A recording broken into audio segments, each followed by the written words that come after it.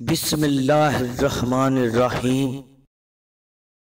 کچھ پل کے لیے ساتھ میرے راستہ طے کیا کر، مر جاؤں گا ایک دن چلا جاؤں گا، چھوڑ کر تجھے جو بچی ہے زندگی، صاحب لمحے کچھ میرے لیے بھی رکھا کر۔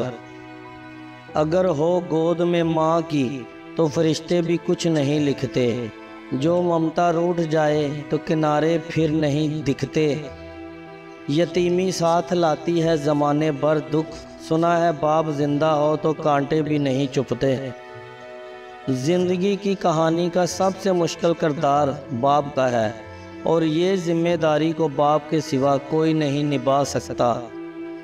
والد ایک کتاب ہے جس پر تجربات تحریر ہوتے ہیں۔ والد کی سختی برداشت کرو تاکہ باکمال ہو سکو، تاکہ خدا تم کو دنیا میں بلند کرے۔ اپنے ماں باپ کا حکم مانو تاکہ خوشحال ہو جاؤ۔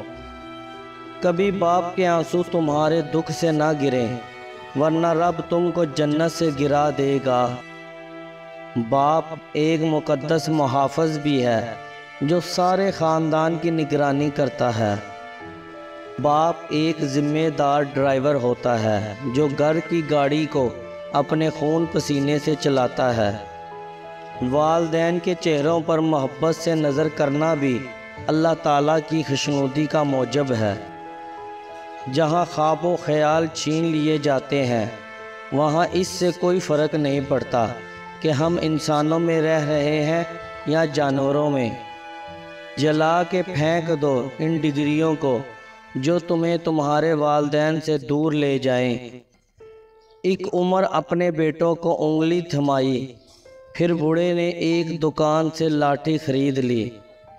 کہہ رہی ہے مجھے یہ کل کی بہو، آپ میرے میاں کا کھاتے ہیں۔ انسان عمر سے نہیں فکر سے بوڑھا ہوتا ہے۔